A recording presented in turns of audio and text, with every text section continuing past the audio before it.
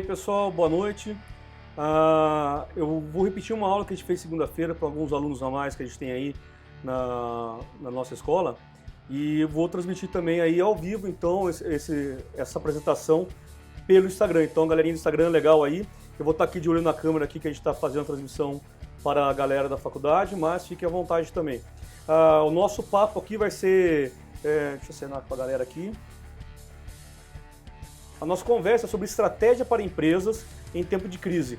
Então é uma disciplina que a gente vem ministrando e a ideia é entender um pouquinho mais como funciona isso.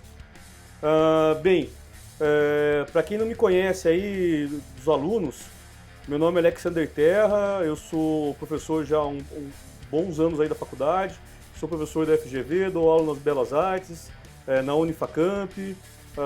Trabalhei muitos anos como gerente de marketing, como diretor de empresas na área de inovação, trabalhei também como gerente do Sebrae São Paulo. Tem alguns livros escritos, como vocês podem estar vendo na apresentação, sobre gestão de projetos, um livro recentemente que saiu sobre Canvas, um sobre marketing contemporâneo, um sobre estratégia e sobre negociação. Esses últimos três aí são livros que eu fui coautor com mais alguns outros colegas, mas o Canvas pessoal e o gestão de projetos são livros da minha autoria. Galera, para a gente começar a apresentação, a primeira coisa que eu queria mostrar para vocês é essa imagem aí, a caixa das empresas. Eu adoro essa imagem, sabe por quê? E essa frase principalmente, né? Então no Instagram, para quem não está vendo aí, na realidade é uma foto de eu acho que é rinoceronte esse negócio, um unicórnio bonitinho. E as empresas, elas sempre foram desenhadas para uma copiar a outra. Então, se uma empresa ela coloca um novo sistema, a outra empresa também vai lá e coloca um novo sistema. Se uma empresa começa a vender pela internet, a outra empresa ela começa a vender pela internet. Ou seja, as empresas elas têm esse padrão de copiar as boas práticas, que até então não tem nada errado. Só que o mundo vem mudando muito ultimamente, né? Então se você pegar as principais empresas do mercado hoje, não são empresas que copiam as outras empresas, são empresas que entendem o seu cliente, entende a dor do cliente, entende a necessidade do cliente e começa a criar produtos em virtude do seu cliente e não por uma disputa entre empresas. Então, se você tem um restaurante isso daí eu escutei uma vez, quando eu estava lá no Sebrae ainda, um empresário, um cara muito bom, etc e tal, né? Talvez ele até vai assistir isso daí. E a gente conversando, entendendo a parte de marketing, como a divulgação dele, ele falou isso pra gente um dia, ficou marcado pra mim, que ele ficava vendo o concorrente dele. Se o concorrente dele colocasse na época no jornal meia página, ele ia lá e colocava uma página inteira. Se ele colocasse uma página inteira, ele comprava 2 páginas. Cara, qual que é a efetividade desse tipo de ação? Né? Você está conversando de dentro da empresa para fora, e não de fora para dentro. O que é de fora para dentro? É quando eu começo a olhar o meu cliente, a dor do meu cliente e começo a organizar as minhas demandas internas, que é de processo, produção, tipo de produto, entrega, etc e tal. Vocês imaginem se o dono da Amazon, do Facebook, de todas as empresas que a gente vê no mercado hoje, que são as maiores empresas, pensasse o que o meu concorrente está fazendo, para daí eu também poder ir lá e copiar. Não existiria Facebook, não existiria Instagram, não existiria WhatsApp, não existiria um monte de empresas aí que a gente conhece no mercado. Então copiar as empresas foi-se o tempo e hoje a gente precisa pensar de forma diferente. E aí vem a questão de todo esse momento que a gente está vivendo, que é esse momento exatamente de crise. Então veio o coronavírus e aí o problema não é o coronavírus. O problema é Quando começou o coronavírus lá na China, pessoal? Começou no passado. Estamos em março. As empresas, tem empresas que já se prontificaram no mercado de começar o ano pensando numa futura crise e como poderia suportar essa crise. 99% das empresas não pensaram nisso daí. Né? Vamos deixar a coisa chegar até que venha um decreto, para tudo, fecha as portas e aí não tem o que fazer. E é muito preocupante, porque se hoje a gente pega aí 90% das empresas, né, em média, são micro e pequenas empresas, ou seja, empresas que trabalham com fluxo de caixa reduzido, trabalham com fluxo de caixa no horizonte aí de 20 dias, 15 dias, quando está saudável, ou seja, já estão com a língua presa, o pescoço ali sendo esganado, porque não tem muito o que fazer. E aí, a gente precisa pensar em alternativas. Então, a ideia desse conteúdo, que é a parte 1, e depois tem a parte 2, quem quiser dar a parte 2, inclusive eu já postei hoje, que a gente fez ontem, né? A gente deu um invertido, porque esse daí eu já tinha feito essa aula de hoje na segunda-feira, só não tinha gravado. Então, quem quiser ver a parte 2, já está lá no YouTube, lá, dá uma olhada no Alexander Terra Antunes, vai encontrar o vídeo lá da parte 2, é 1 hora de vídeo, é bem grande, né? Mas a gente precisa parar de copiar, e a gente precisa começar a pensar em novas coisas. Como pensar em novas coisas? Aí quem tem empresa, está me assistindo no Instagram, ou quem tem empresa aí dos alunos, tá? É não pensar em fazer benchmark com as empresas. A minha empresa tá vendendo, a empresa concorrente está vendendo pelo WhatsApp, vou vender pelo WhatsApp correndo também, vou fazer o WhatsApp. Não. A primeira coisa que você tem que pensar é no seu cliente. Nesse momento de crise, quais são as dores do seu cliente? Cara, ele tem a dor agora que ele não pode sair de casa. Ele tem a dor agora que está super ansioso dentro da casa. Está comendo que nem hipopótamo, pelo menos eu tô, né? Tô me matando aqui de comer e não posso sair para fazer exercício. Ou seja, como você vai lidar com essas questões? Entrega, ela precisa ser rápida. A entrega, ela precisa ser organizada. Eu vou atingir ele através do Instagram, das mídias sociais. Eu já tinha um trabalho de engajamento. Não, eu vou começar agora. Cara, começa. Mas você não vai ter resultado agora. Você não vai colocar seu produto na internet hoje e vai sair vendendo.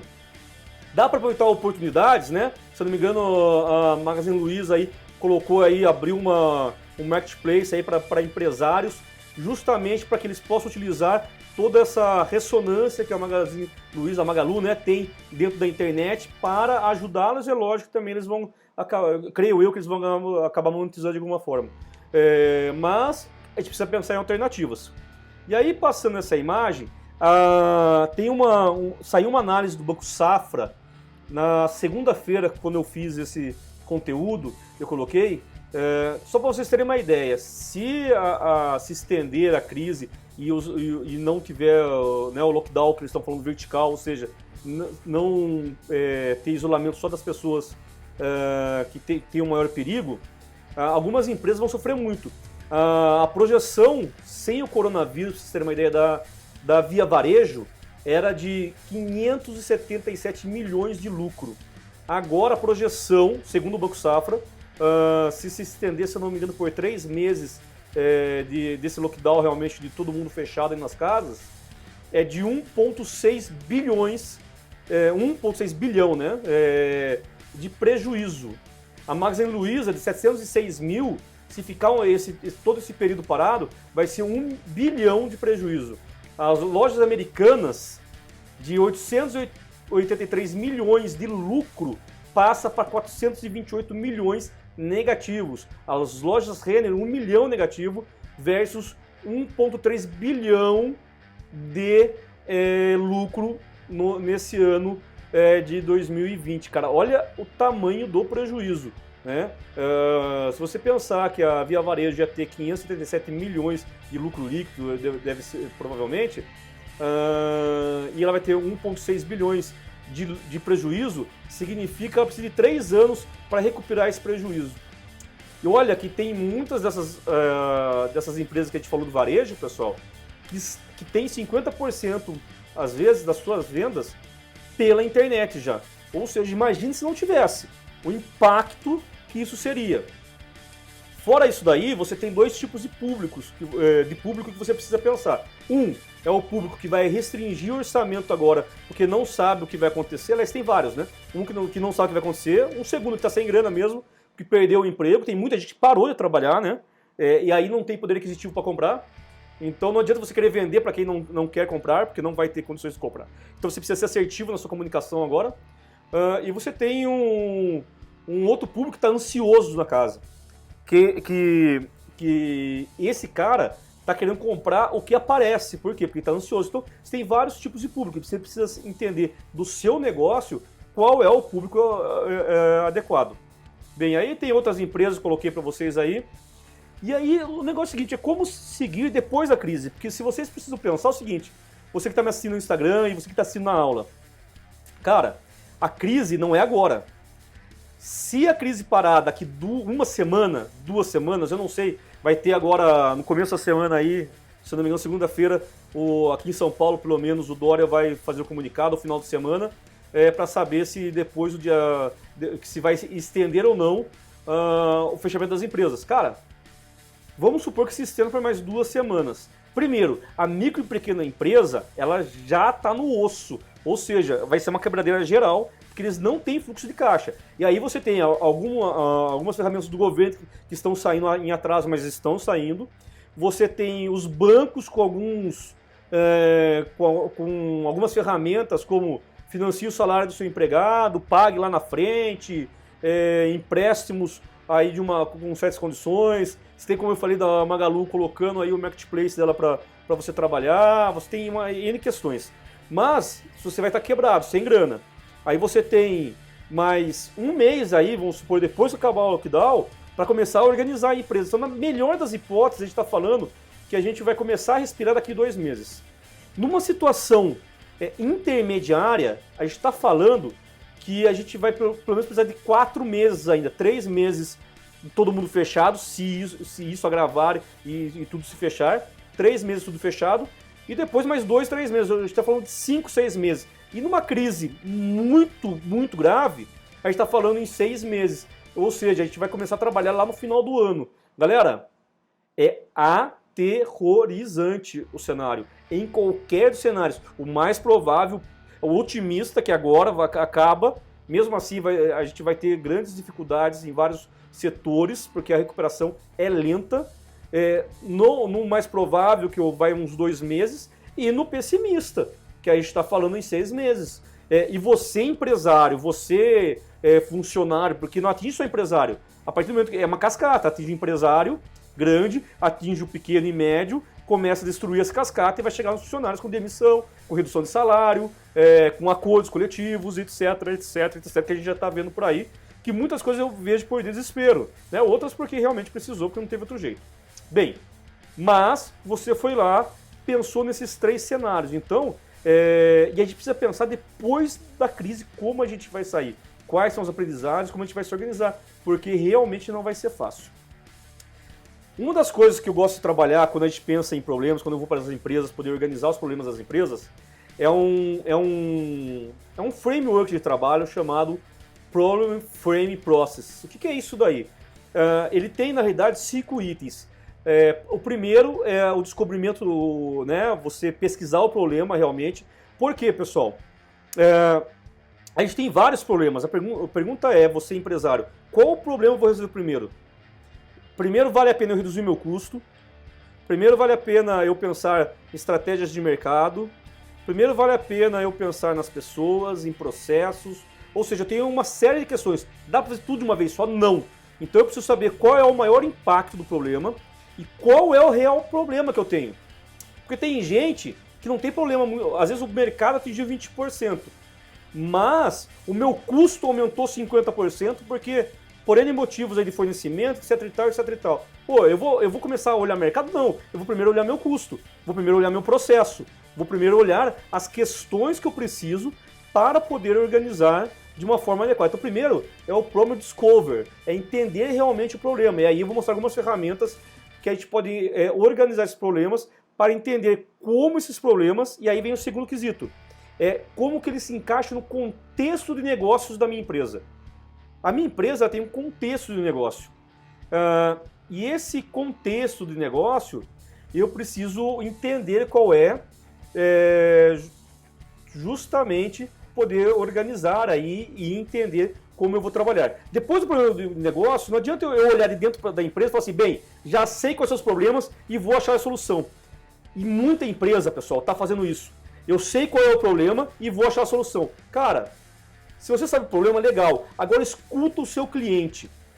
Vocês que estão aí no mercado, quanto nessa crise, nesses 15 dias terríveis, que todo mundo saiu correndo que nem um maluco, você parou para ligar para o seu cliente, você parou para fazer uma pesquisa com o seu cliente. Alex, mas eu vou fazer pesquisa essa hora? É lógico.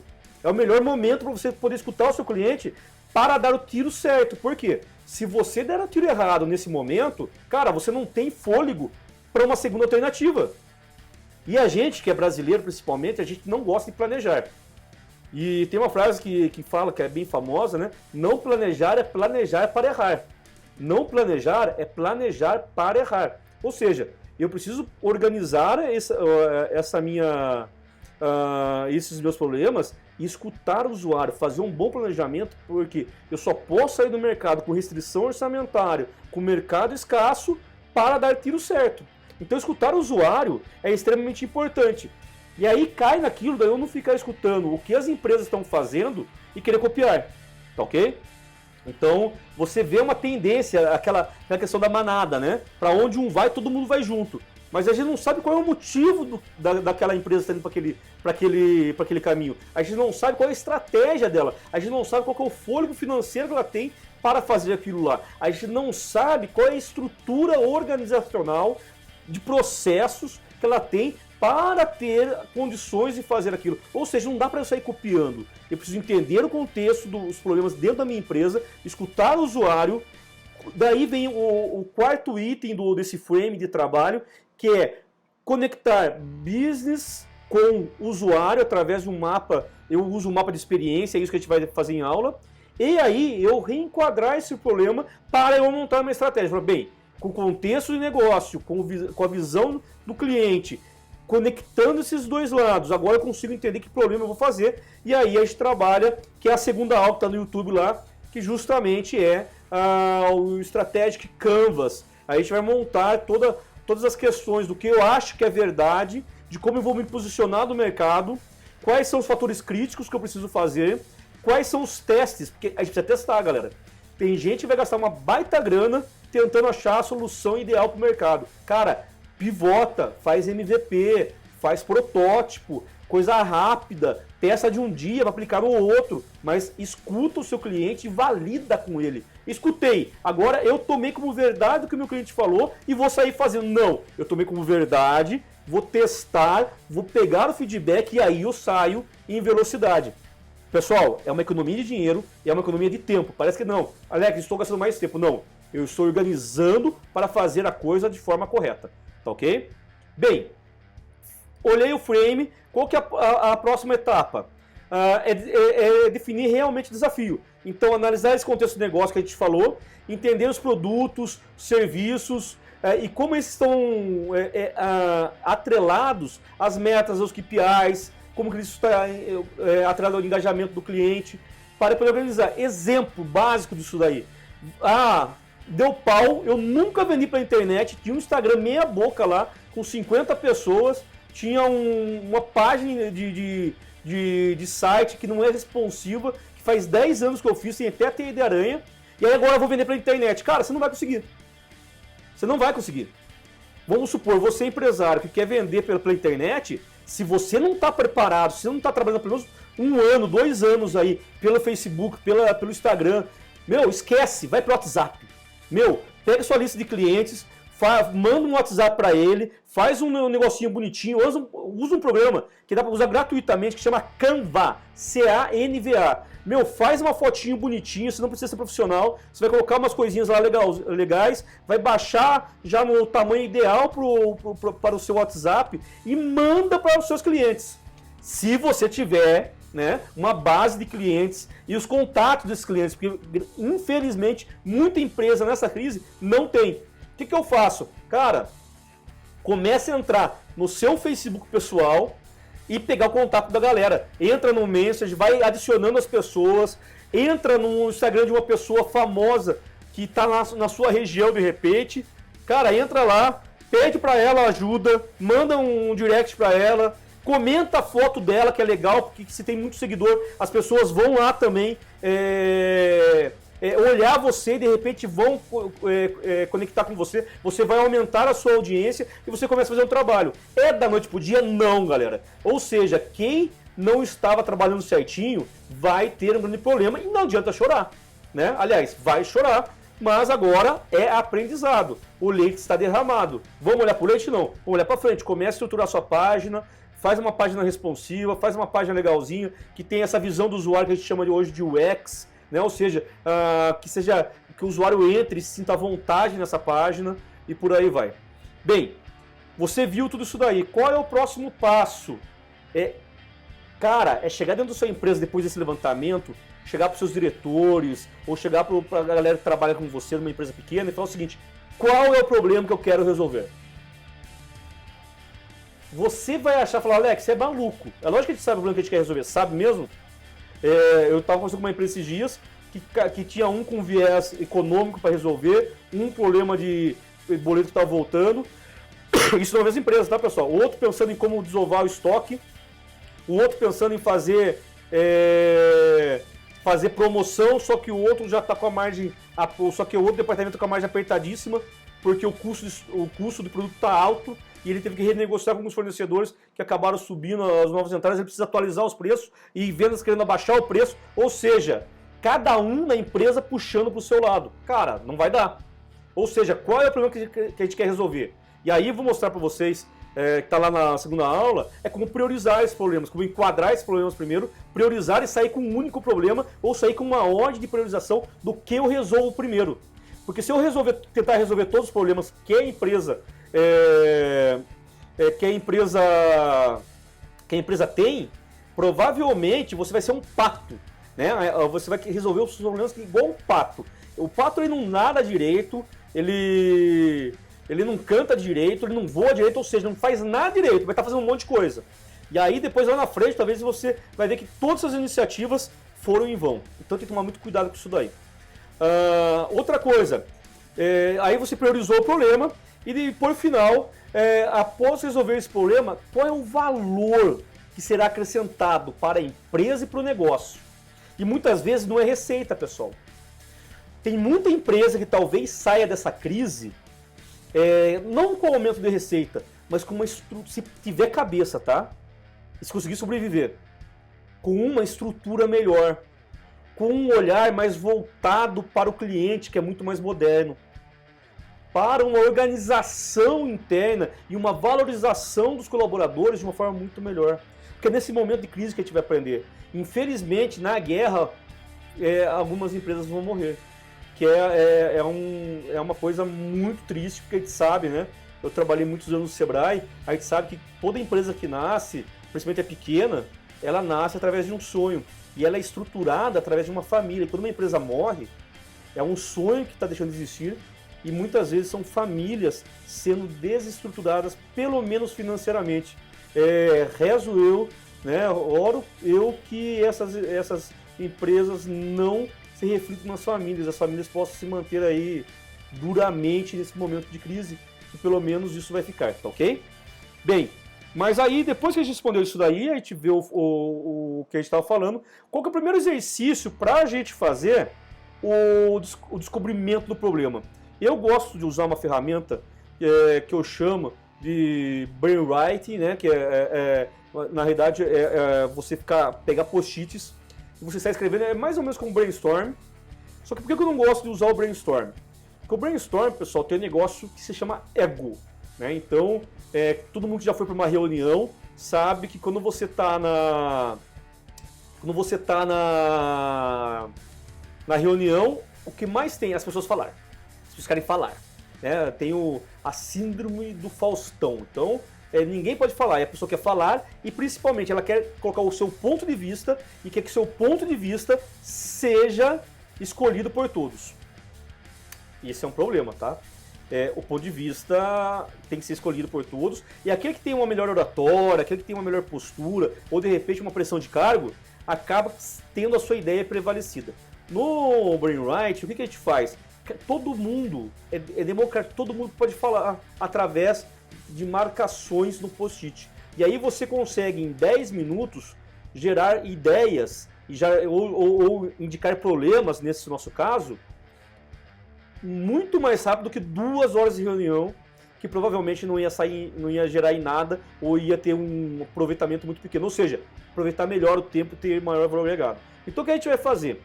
Aluno, você vai escrever 30 problemas, então você vai pegar a sua empresa, a empresa que você trabalha, a primeira coisa que você vai fazer em relação ao coronavírus, quais são os problemas que eu tenho na minha empresa? Ou seja, eu tenho lá baixo fluxo de caixa, eu tenho escassez de clientes, eu tenho problemas logísticos, eu tenho problema de folha de pagamento, eu tenho problema de processos, eu tenho problema da máquina que quebrou.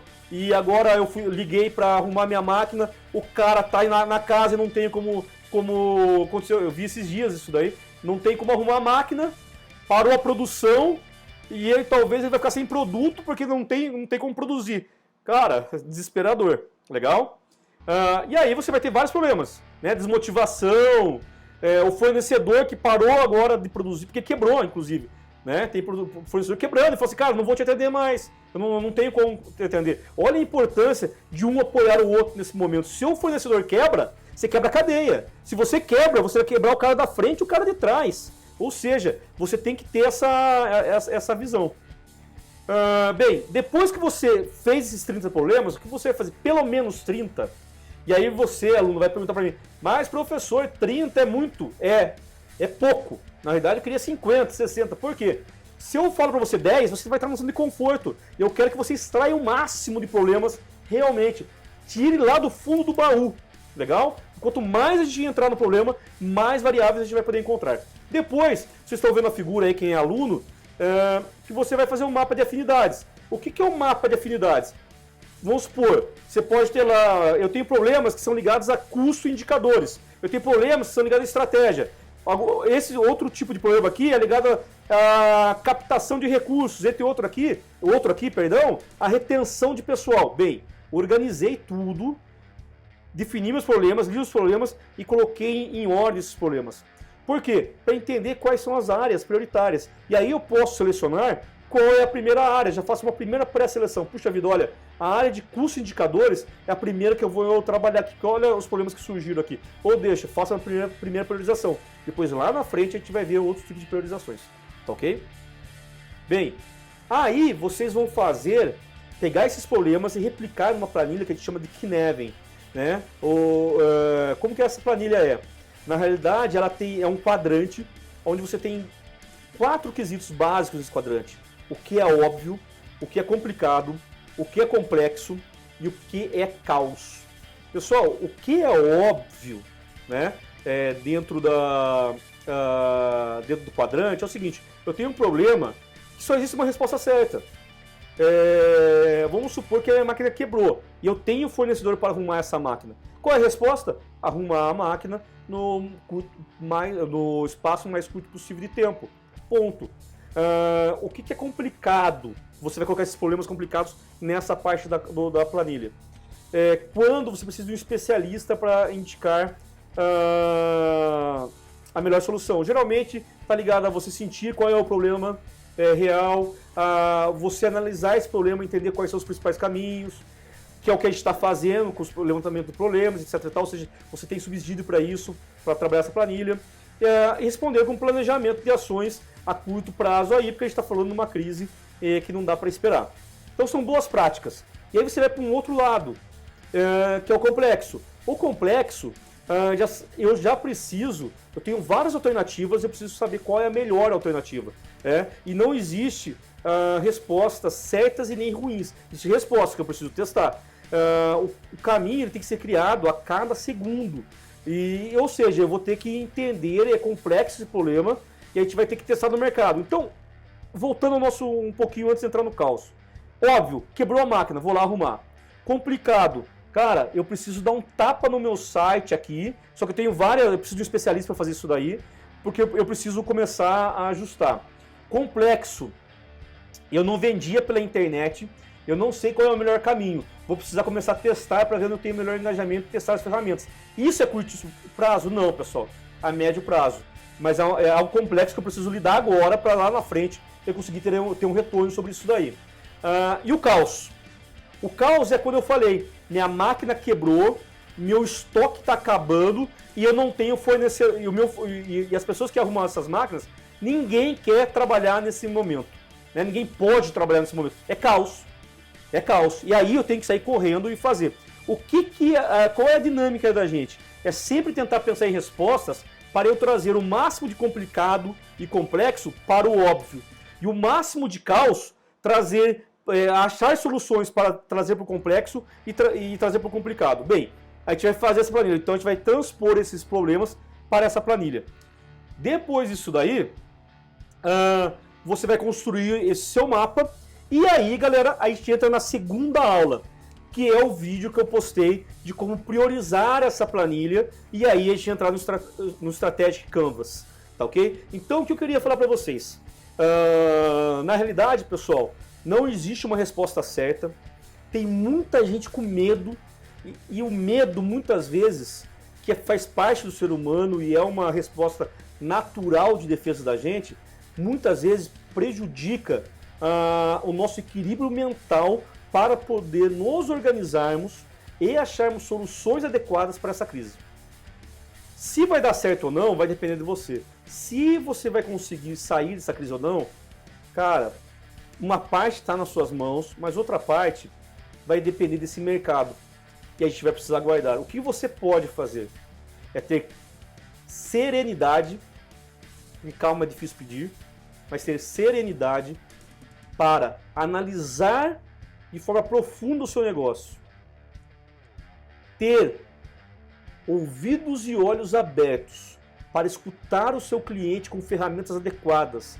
Porque não adianta perguntar para o seu cliente o que ele quer. Não é assim que faz. Você tem que ter ferramentas de discover, você tem que ter ferramentas de pesquisa para poder entender o seu cliente. Porque ele não sabe o que ele quer. Ele não sabe. Se o cara que vende Coca-Cola for perguntar para o cliente o que ele quer, ele vai responder que quer uma Coca-Cola mais barata. Se o cara que vende o carro lá, o último modelo, perguntar o que o cara quer, ele vai querer um carro mais barato. Ele vai querer um carro que não quebre. Ele vai querer várias coisas que não é a resposta que a gente precisa nesse momento. Então tem várias ferramentas, depois se alguém quiser, quem está na aula pode me acionar lá que a gente vai trabalhar essas ferramentas.